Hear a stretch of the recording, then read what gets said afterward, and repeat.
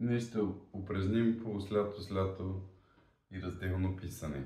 Имаме черноок. Тя се пише слято, защото идва от словосъчетанието черни очи. И в случая очи е главната, а черни се съгласува с нея по число. И затова черноок се пише слято. Хайде сега да видим как да напишем научно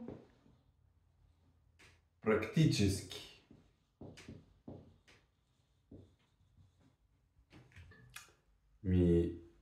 Научна практика значи трябва да е слято. Научно практически. Не, стире. Това не е научно. Това е все едно теория. Разбираш ли? Теория и практика равни са. Затова се пише по-слято. Айде да опитаме още един път. Сърдечно съдов. Как ще го напишем? 100% са сърдечни съдове. Тоест, трябва да е слято.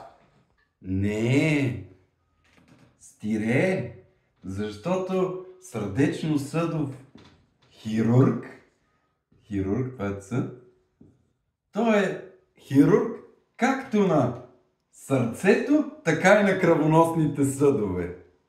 Разбираш ли?